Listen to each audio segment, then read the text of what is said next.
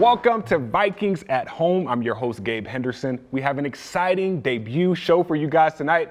Coming up on the show, defensive rookies Cameron Dantzler, DJ Wanham, Troy Dye.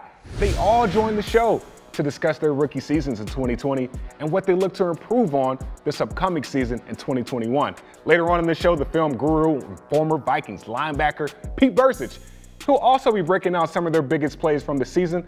But before we get to all of that, the Vikings recently announced some coaching moves this offseason, starting with a new offensive coordinator, Klint Kubiak, who was recently named to that position, replacing his dad, Gary Kubiak. Ryan Ficken, he's a new special teams coordinator. Andrew Janocko, he switched from wide receivers coach. Now he's the quarterbacks coach, which means we got a new wide receivers coach. His name is Keenan McCardell. He was the wide receivers coach for the Jacksonville Jaguars. Now he has the opportunity to coach Justin Jefferson and Adam Thielen. But to start tonight's show, we start with a little bit of rapid fire with Klint Kubiak and Ryan Ficken. Klint, I gotta start off. What is the hardest position to play on the football field? Left tackle. Why? You got the best athlete in the world, the heaviest and biggest athlete in the world. That's also the quickest coming at you every snap. Wow. And you're on an island by yourself. Game day superstitions. Dr. Pepper. Is that before or afterwards? Yes. Yes, to answer your question. That's a good one. I am very superstitious in terms of some things, but I would say, probably talking to my family, probably a couple hours before the game. I mean, it kind of calms me down a little bit, going into the game. And so just talking to them and just kind of taking yourself out of the situation before everything starts flying. Player that you have enjoyed coaching the most during your NFL career? Every one of them. I mean, I've had a joy and pleasure to go ahead and work with. That's a tough question right there, because I've been very fortunate and blessed to be able to work with some amazing players and personalities. I go back to when I was an assistant wideout coach. Adam Thielen was I think his first year coming into the league, so it was just really fun to see him coming from nothing and making a career he has made. I know your dad's not listening to this, but favorite coach you've worked with? Cliff Kingsbury. Right now, off the top of my mind right now, is Coach Zimmer. Just the way he interacts, with the players. And I love watching him from the side, just how he teaches technique and fundamentals and how he can break it down to these players. And he can get the most out of not only just the young players, but also the veteran guys too that, have been in the league for 10, 12 years. And, I think that has been very beneficial of me just being able to sit back and watch and observe. Lucky number? 20. Why? CSU Rams. I like it. That was my digit. Yep. Offensive or defensive guys on kickoff? No brainer. Neither. I want the best football player. I think the best football player, it doesn't matter, offense, defense. Some of the offensive guys are really good kickoff guys. So I know that's probably not the answer you're looking for, but it's the best football player to go ahead and cover those kicks. Lastly, favorite memory as a Vikings coach? That's certainly, our playoff victory in New Orleans. That was special. That was great. I would have to say the Minneapolis Miracle. I mean, that was a special one. Going hand down, winning at the end was pretty special, for the fans and for this organization. That was a lot of fun. To get to know more about these new Vikings coaches, make sure you're following the Vikings on all of our social and digital platforms. We'll be releasing these interviews throughout their offseason, so make sure you guys stay tuned in. Now, let's turn our focus to this Vikings defense, most notably the rookie standouts from last season. We got a little bit of film breakdown.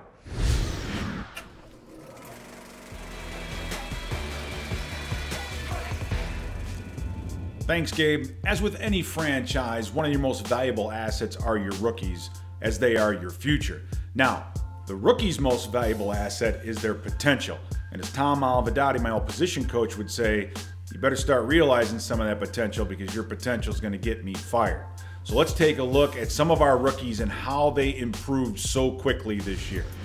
Our first rookie, Troy Dye, played more linebacker than I think any of us expected he would. It was a matter of injuries. It was a matter of Anthony Barr going down. And we're going to see him early. This is against Green Bay. And basically what's happening here is that tight end on the wing, on the opposite side of the formation. So as Dye as a linebacker, all he's seeing is that front line moving to his right, but this tight end is trying to sneak out. We used to call it the submarine boot. And you'll see he kind of gets his shoulders turned and is way behind his coverage. So the tight end is already at the hash mark and he is way inside. Should be closer, more inside out. Gladney's able to rally off. He's a little bit late himself, but able to get back in. So for Troy Dye, he really bites on that play fake. And one of the greatest parts is you're going to see this exact same play, but it's run in the red zone. He sees this thing so much more quickly. It's about reading the flow of the linemen. None of them are coming downfield. You smell a rat. You know something's up. He's in perfect position to cover this tight end to the flat all the way to the outside. So that's in the course of one game. A guy being able to see a play, maybe it gets him, but then later on see the exact same play and react better to it. That is huge to improve throughout the course of a single game. So Troy Dye's future is bright. Our next rookie is Cameron Dantzler. Now Cameron Dantzler against the Green Bay Packers, you'll see him at the bottom of your screen. He's going to be covering an in route by Adams. Once he recognizes it, he plants his feet and comes downhill, but you have to watch how he attacks this inside route. He's trying to get himself to the inside shoulder, doesn't quite get there, does a great job of getting that right arm on the back of Adams and bring him to the ground, but still a throw and a catch. Now later on, you'll see against the Jacksonville Jaguars, he's faced with a similar route. It's just a deep in route that he has to cover on his own. But in this case, you'll see him attack the upfield shoulder and continue to play the football. This is his first interception of his career, but a much better job of playing the same route. Okay, DJ Wanham. DJ Wanham, this is one of my favorite plays by DJ because this is a nice underneath. This is the old tech stunt. Wanham loops underneath, and usually the stunt works better when the center turns the other way, but in this case, the center is turned and he's waiting for him. He's ready to go out to get him, but Wanham gets underneath him, does a great job of avoiding that center, keeps his feet, gets in there and gets the sack. So a great pass rush stunt by Wanham. Now against the run, you'll see against New Orleans Saints, he's head up on the tight end. This is a play where this is a thing where he has to improve on. You can't let a tight end cut you off in the running game, and you'll see Kamara get right back into that exact same gap. So you don't want that to happen.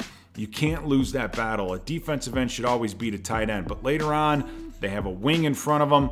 You see him scoot himself just a little bit down and come underneath, does a little swim move on that tackle, leaves him on the ground, does a great job being at the line of scrimmage to make the tackle. So a similar type play, plays it a little differently, but does a great job nonetheless. And finally, you have DJ Wanham versus the Green Bay Packers. You'll see him. This is only a three-man pass rush.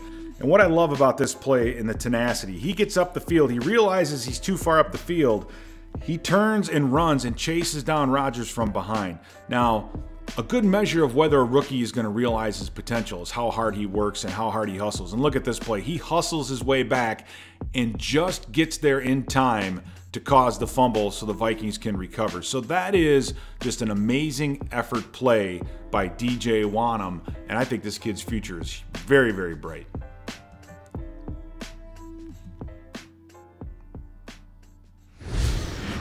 All right, it is my pleasure to now be joined by three rookies who made a huge impact on this Vikings defense this past year. Joining the show, the cornerback, Cameron Dantzler, defensive end, DJ Wanham, and the locker room speaker box, the linebacker, Mr. Troy Dye.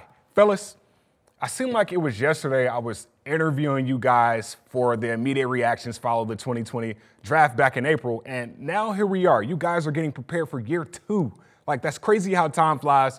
But I want to have an open dialogue with the three of you guys today, starting with the third-round draft pick, Cam Dantzler. Cam, we knew coming into last season, the cornerback position, that was the biggest question mark with all the turnover happening at that position the year before. And I feel like you took that challenge head on. You jumped into the scene, starting in training camp. And personally, for myself working in VEN, I feel like every defensive highlight that we put out on social media last training camp, you were either intercepting a pass or breaking it up. Clearly, that practice translated onto the field, 46 tackles, 2 interceptions, forced fumble. I can continue to keep going, but I want to hear from you. After having some time to sit back and reflect on your rookie campaign, what were some of your takeaways?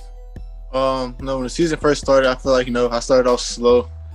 And, after my injury, I kind of picked it up a little bit because, I got used to the game. The game kind of slowed down for me. Having veteran, great safeties like we do, Anthony Harris and Harrison Smith, they taught me a lot, in the film room. So, I just took that and critiqued that to my game, and, everything just started to slow down, and I started to get better and better each week. DJ, man, I feel like you were thrown into a situation that nobody knew of, right? You handled adversity all year and you still came out on top, being third in defensive sacks for a rookie this year. How would you assess your growth in year one? I feel like, it was definitely progressive, as the season went on, starting out like what Cam said. It was basically, learning the system, learning, basically how to play in the NFL, taking on blocks and different things like that. But I feel like, as the season went on, I started to learn and, get better and better week in and week out. And I feel like, towards the end of the season, my reps and different things, started to increase. So, I feel like it's a big jump going into next season to build off of. A lot of room for improvement. And Troy, you were a guy that, you battled some injuries, you came back, you were thrown into the fire, you responded well. When you look back and you sit back and say, hey, year one, this is what it was. What was that for you?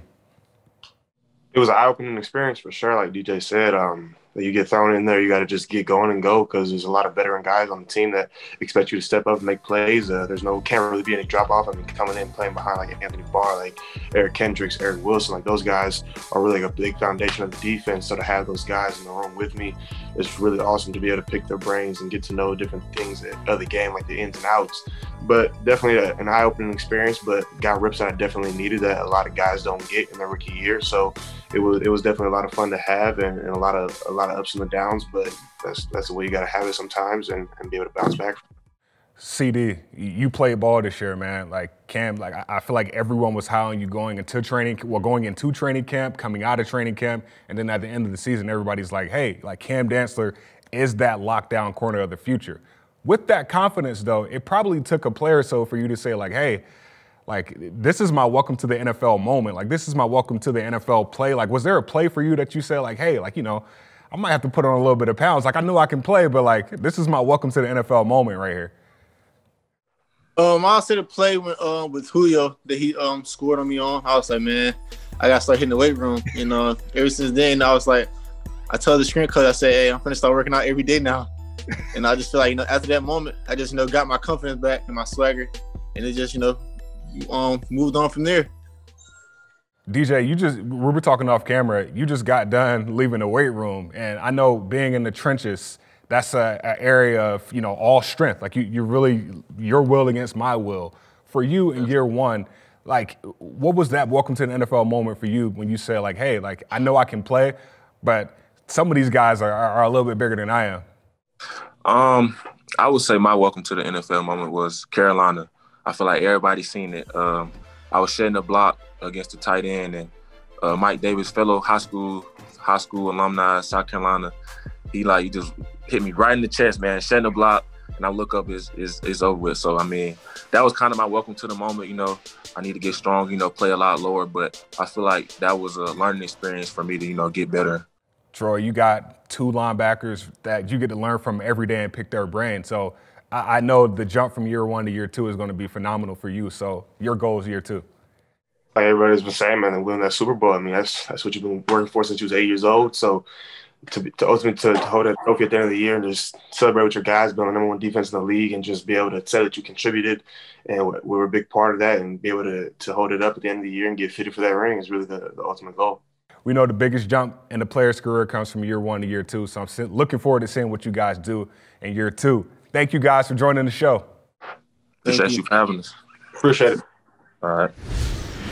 For the extended cut of that interview, head on over to Vikings.com to see what they had to say. In the meantime, thank you guys for watching the first episode of Vikings at Home. We'll be airing these shows every other week throughout the offseason, so make sure you subscribe to us right now on YouTube and keep up with all the latest Vikings news on all of our platforms. Stay warm, stay safe, Skol.